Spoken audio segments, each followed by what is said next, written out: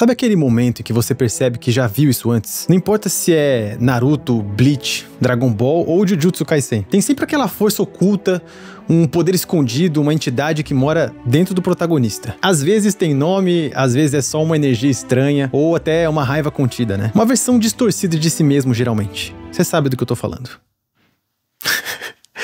Caramba. E aí você começa a notar, isso não é uma coincidência. Isso é um padrão que aparece em quase todo shonen e que One Piece, claro, não escapa. Só que em One Piece, ele se disfarça bem. Não tem uma raposa de 9 caudas ou um gato, né, intrometido ou alguma coisa assim morando dentro do Luffy. Não tem um Ryomen Sukuna, nem um Hollow. O que tem é uma fruta. Mas e se a Akuma no Mi for justamente isso? A fruta do demônio? Não o demônio que você tá pensando, aquele bíblico, chifrudo, ou o que quer que seja. Não. Mas um outro, muito estudado, inclusive, pela psicanálise. E isso no nosso mundo real, aquele chamado de Daimon. Então segue a gente nesse vídeo e no final dele você vai concordar com a gente que talvez One Piece esteja contando a mesma história de sempre.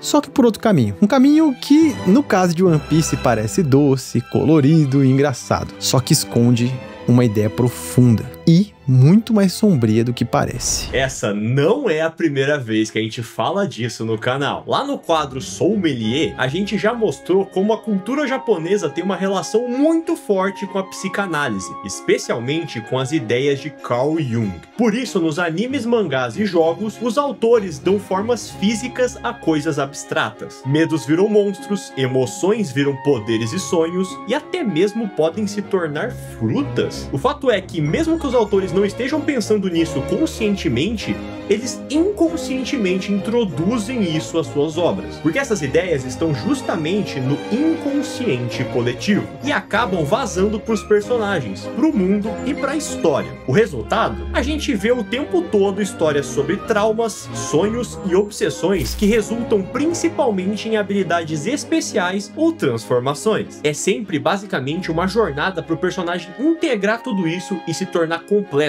inteiro. One Piece pode até parecer diferente, mas não é. Pelo menos não tanto assim. Presta atenção nas Akuma no Mi. Você já ouviu falar que é como se elas tivessem personalidade e até mesmo vontade própria. Mas a gente aposta que tem uns detalhes que escaparam de vocês. Relaxa, porque hoje a ficha vai cair. E quando juntar os detalhes sobre as frutas, você vai perceber.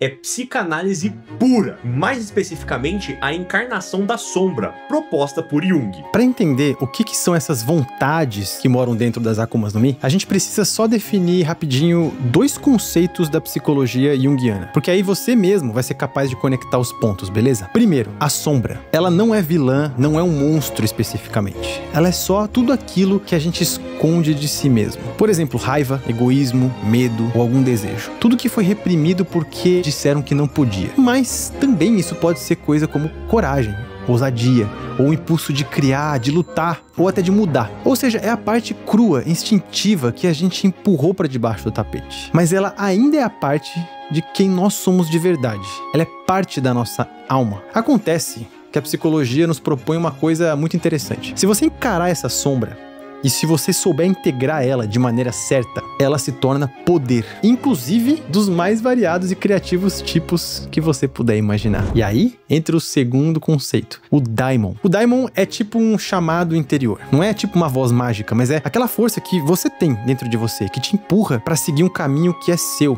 mesmo que você não entenda muito bem o porquê. É aquele algo que parece maior do que você, que te motiva e que te faz sonhar com liberdade, com mudar o mundo, com fazer algo maior do que você mesmo, ou com ser algo mais do que esperam de você. É como se esse Daimon fosse seu eu primordial, a essência do espírito. Esse Daimon, aliás, é a raiz da palavra demônio. Percebeu? Esses 2 conceitos, sombra e Daimon, eles acabam aparecendo em quase todo shonen. O herói precisa domar um monstro interior. O vilão que perdeu o controle da própria vontade. Ou o despertar que só vem quando o personagem alinha o corpo, a mente e o seu poder oculto, se aceitando por completo. Esse processo é o que a psicanálise chama de individuação. As Akuma no Mi podem carregar um tipo de vontade interior, um Daimon. uma sombra. Aí é que a coisa pesa, porque essa alma extra que vem com a fruta não é domesticada, ela não se submete fácil, ela testa, provoca, e se o portador não tiver estrutura emocional para lidar com isso, o jogo vira. Vocês se lembram dos guardas de Impel Down? Todos eles tinham zonas despertadas, mas em vez de evoluírem, foram dominados pelo instinto animal da fruta, virando praticamente berserkers irracionais. Isso é o instinto no controle.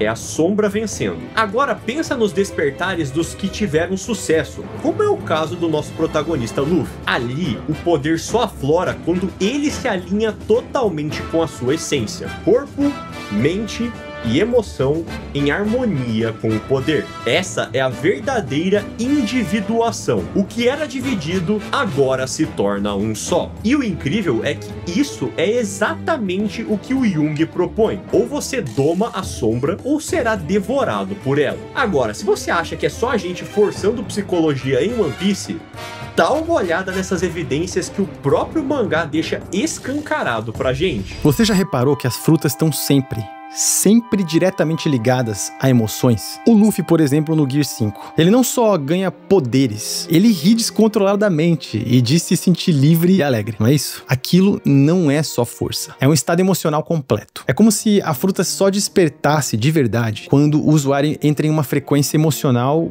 específica. Agora, você lembra ainda das Smiles, as frutas artificiais que o Kaido mandou criar? Elas removem a expressão de tristeza e forçam um riso eterno. Pessoas são condenadas a sorrir enquanto elas vivem um sofrimento. E aquilo era trágico pra caramba. Porém, novamente, é um caso que sequer a gente vê poderes surgirem. Porque, tudo bem, aquelas não são frutas perfeitas. Mas se tem algo que elas causam com 100% de chance, é uma interferência emocional. O que falar então da família Vinsmoke? Ao fazer alguns experimentos com o fator linhagem dos filhos do Judge, foi necessária a remoção completa das suas emoções. Com exceção, claro, do Sanji, que justamente no momento em que ele encara sua crise existencial, ele encontra equilíbrio entre o corpo, a emoção e a vontade. E é ali que ele desperta um poder aterrorizador. Tem também o caso de armas, né? Que elas podem comer Akumas no Mi. Porém, você já reparou que são só do tipo Zoan? Por que isso? Talvez porque esse seja o único tipo de fruta que dá às armas uma personalidade completa, que é a do animal no caso. E como a gente tá vendo,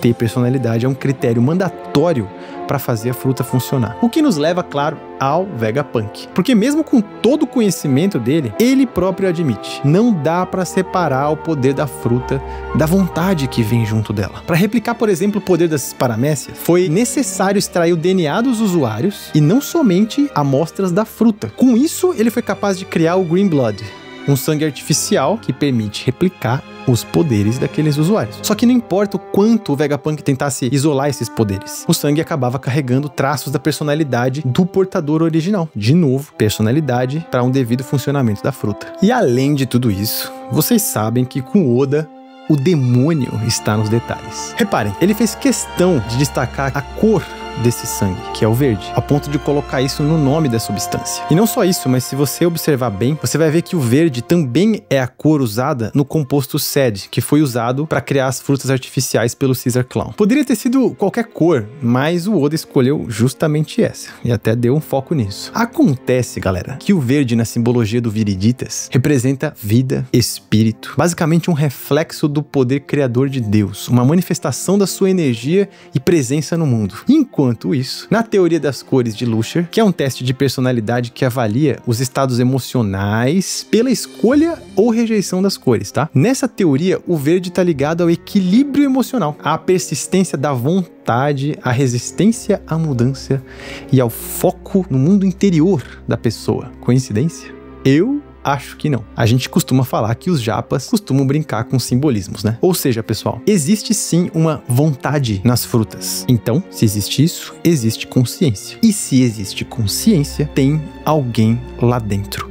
A pergunta é: quem? Não é só uma energia, não é só um conceito simbólico ou um arquétipo psicológico. Existe uma alma, uma consciência real habitando cada Akuma no Mi. E quando você pensa que essas frutas continuam reencarnando de pessoa a pessoa, que elas não desaparecem, que o poder é passado, mas a vontade permanece, você começa a perceber o óbvio. Essas frutas não são meras ferramentas, elas são prisões. Prisões espirituais. Elas abrigam fragmentos de pessoas reais, de um povo que existiu antes de tudo isso, talvez escravizados, talvez massacrados, cujas consciências foram seladas dentro desses frutos.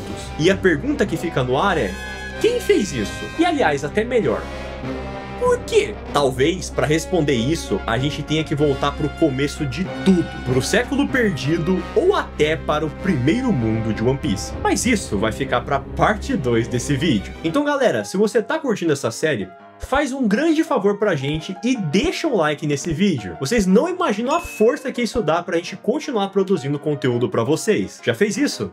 Obrigado, de coração mesmo. Agora bora voltar pro nosso raciocínio. Agora, a gente precisa encarar a realidade e trabalhar um outro elemento fundamental sobre as frutas. Então vamos dizer que elas realmente carreguem a alma de alguém. Mas como é que uma coisa abstrata como uma personalidade, sozinha, seria capaz de gerar tanto poder físico? Que é o caso que a gente vê nas frutas, nos poderes manifestados. A resposta pode ser energia.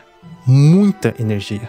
Condensada. Pensa num pequeno reator, uma mini usina nuclear embutida em cada fruta. E se talvez no passado, ao criar essa tecnologia chamada de Akuma no Mi, foram utilizados os fragmentos daquele antigo sol que a gente vê no mural Harley, ou até da Mother Flame original, que pode acabar sendo a mesma coisa, a gente não sabe ainda. Mas de qualquer forma, as frutas seriam uma espécie de núcleo energético. Esse núcleo seria o coração físico da Akuma no Mi, capaz de gerar uma energia quase infinita para manifestar todos aqueles poderes bizarros que a gente vê na obra. Todos esses poderes, eles seriam modelados pelas personalidades únicas, individuais, aprisionadas ali. Você entende? Isso explicaria outro dos grandes mistérios das frutas. Por que consumir duas ao mesmo tempo é impossível? Então, vamos lá, me segue aqui. Considera essas duas afirmações aqui da obra mesmo. Primeiro, de acordo com o que a gente falou aqui, o Daimon. Duas vontades implacáveis dentro de um mesmo corpo já seria um caos por si só. Vontades que, se fossem incompatíveis, com propósitos conflitantes. Qual seria o resultado? Uma ruptura mental completa. Só que isso não é tudo, porque, em segundo, nós teremos dois focos de energia, lado a lado, competindo e tentando coexistir dentro de um mesmo corpo. Quase como se dois reatores, dois